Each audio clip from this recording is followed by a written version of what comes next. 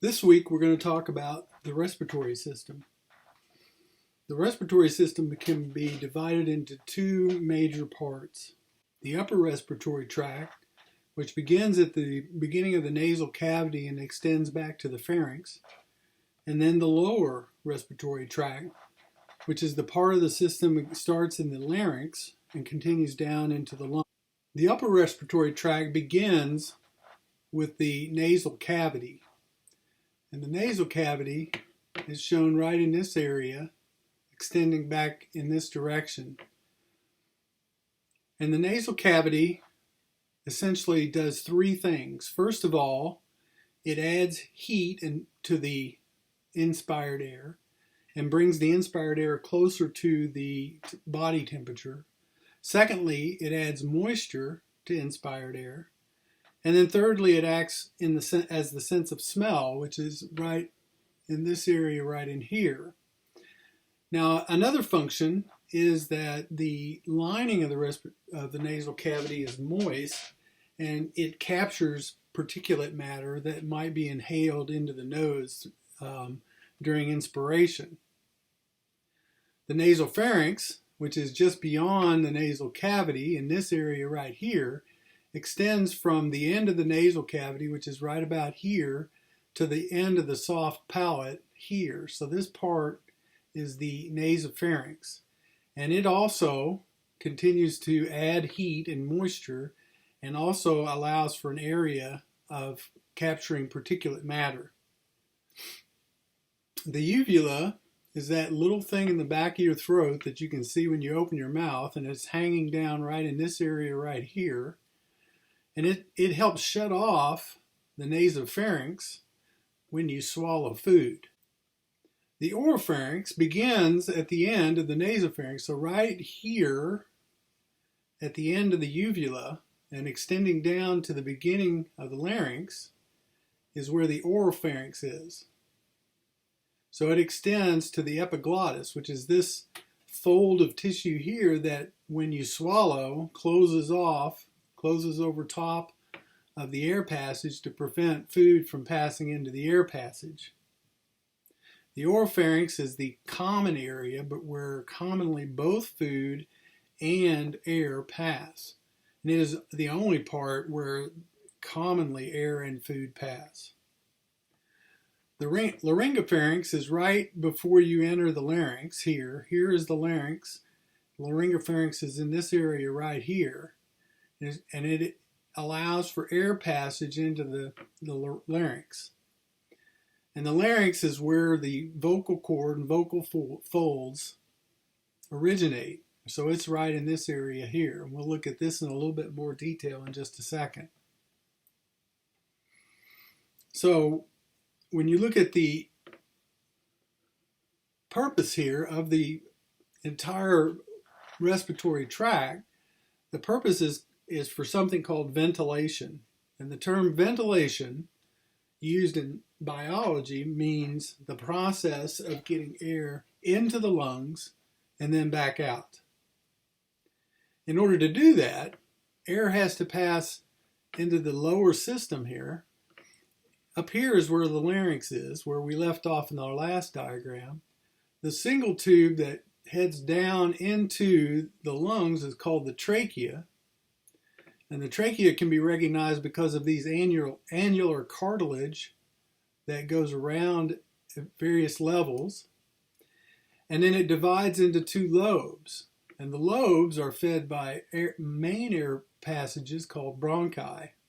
And a bronchus, here's the right-sided bronchus, here's the left side. The bronchus is what brings air into each lung. The right lung has three lobes. One that heads up this way, the right lobe, right upper lobe, one that goes this way, the right middle lobe, and then one goes down this way, the right lower lobe. The left side only has two lobes, one that heads this way, the left upper lobe, and then the left lower lobe. Now as we head down into the lungs, we see that the air tubes get smaller and smaller, and you go from bronchus to bronchioles. And bronchioles are smaller air tubes, and here's one magnified here, that carry air down into the alveoli. The last bronchiole that you're in before you reach the alveolus is called the terminal bronchiole. And then the air sacs, where a gas exchange occurs, are called singular alveolus, plural alveoli. And you can see they're air sacs, blinded air sacs, and they're absolutely covered with blood vessels, which makes sense.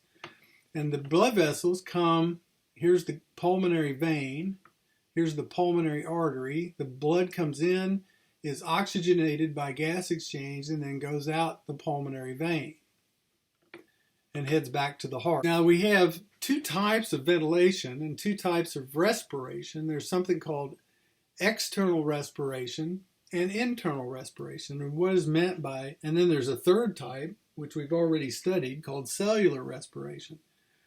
So external respiration is the process where oxygen and carbon dioxide are exchanged in the lungs between the alveolus and the blood. So here's a lung on one side and a lung on the other side, and you have oxygen passing from the lungs into the blood. You have carbon dioxide passing from the blood into the lungs.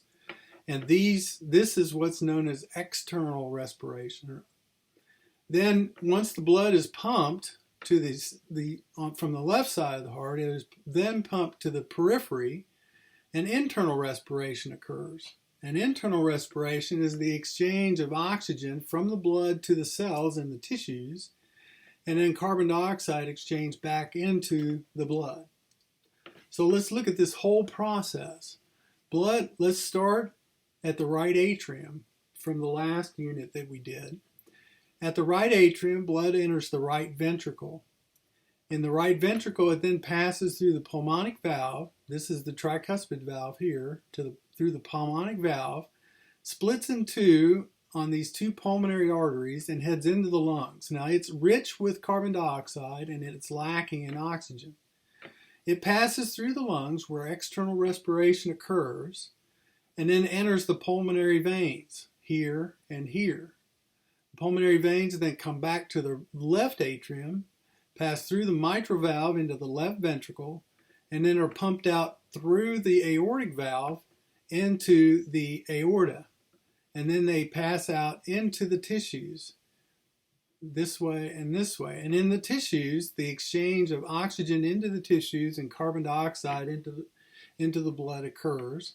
And then it comes back, the inferior vena cava and the superior vena cava, back to the right atrium. And that's the whole process of internal and external respiration. Now, when we look at the larynx, this is an enlarged view and a cross-section of the larynx. We see that there are actually two vocal folds here and here. And the inferior of the two is the true vocal fold or vocal cord. This is a mucosal covered ligament that stretches across the air passage, and it basically produces sound. Above that is another mucosal covered ligament that protects the airway during swallowing, and it does not function in terms of producing sound. And it's called the false vocal cord. Now, above this is the thyroid cartilage here, and you can feel that in your throat. And above that, on the inside, is the epiglottis, which closes off the air passage when you swallow. And then below this is the cricoid cartilage, and you can feel this little notch here, which is this little hole right here, which is called the arytenoid membrane, and above that is the arytenoid cartilage, which is where the vocal folds attach. And so this is where the voice comes from. Now, when we speak, there are various things that occur in order for us to speak. The sound originates in the vocal folds down here, the true vocal cord, and travels up, and then it is resonated by the sinuses, And then the tongue and lips take that sound and form it into speech. Now, the parts of speech that can be controlled include the volume, which is obvious, but also the pitch. The pitch is the frequency in which vibrations are formed by the vocal folds. And this is done by either tightening the folds or relaxing the folds. If you relax the folds, then the pitch goes down. If you tighten them, then the pitch goes up. And it's very much like a reed on a clarinet or the strings on an instrument. The tighter strings have a higher pitch and the looser strings have a lower pitch. Resonance occurs in the sinuses, but also in the chest and in the pharynx. And this is what goes away, you know, when your voice sounds really weird when you have a cold or a sinus infection. That's what causes it, is you lose resonance. And then lastly, there's the articulation, which is done by the lips and the tongue. And this is what changes the generic sound into various words. Now, how do we draw air in and out of the lungs? First of all, you have to understand that there's more than one kind of ventilation, more than one kind of respiration. There's something called principal inspiration, and then there's something called forced inspiration.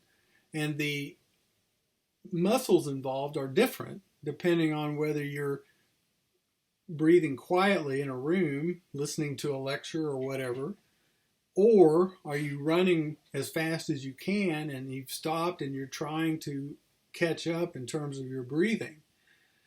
The first one, the quiet ventilation or quiet inspiration, is called principal inspiration, and it is driven primarily by the diaphragm and the external intercostal muscles. External intercostal muscles are in the chest, and here is the diaphragm, and the diaphragm contracts, and that causes it to move down, and that leads to the increase in the volume of the chest cavity and inspiration. And here's where the external intercostal muscles are, and they also cause the ribs to separate, and they increase the volume of the chest as well. But when you really need to take deep breaths, you draw in these muscles in the neck, the sternocleidomastoid here, the scalene muscles here, which pull forcibly up on the ribs, increasing the volume of the chest even more, and then also on something called the pectoralis minor, which is underneath your breast, and it also pulls up on these muscles or on these ribs and causes an increase in the chest wall cavity. Now, quiet expiration is passive. There are no muscles involved in quiet expiration. You just relax the diaphragm and the internal intercostal muscles, and you automatically, your chest decreases in size and air comes out of your lungs. But if you need to blow air out forcibly, then you have to use your abdominal muscles, which are here, and the internal intercostal muscles, which are shown here. And the abdominal muscles push very hard to decrease pushing the abdominal cavity contents up against the chest and forcing air out of the lungs. Now, the process of inspiration and expiration, or inhalation and exhalation, you need to think in terms of volume. When you want to take air into the lungs, basically all the muscular work does is increase the volume of the chest, because it's airtight except for the air hole, which is the trachea. When you increase the volume, the pressure drops in the lungs, and the pressure outside the lungs is greater than the pressure inside the lungs, and that causes air to flow into the lungs. And so that's all done by the muscles, the diaphragm and the external intercostal muscles. Now, if you're breathing hard, you also incorporate the scalene and the sternocleidomastoid muscles and pectoralis minor muscles as well. All of these work to increase the volume of the chest, and that decreases the pressure inside the chest and causes air to flow into the chest. During exhalation, when passively expire, then you just relax everything, and the chest, by natural forces, just pushes everything out. And the pressure increases in the lungs, and that pressure pushes the air out of your lungs. If you need to force air out of your lungs, then you incorporate other muscles to increase the pressure to make your chest smaller, and that causes more air to go out of your lungs.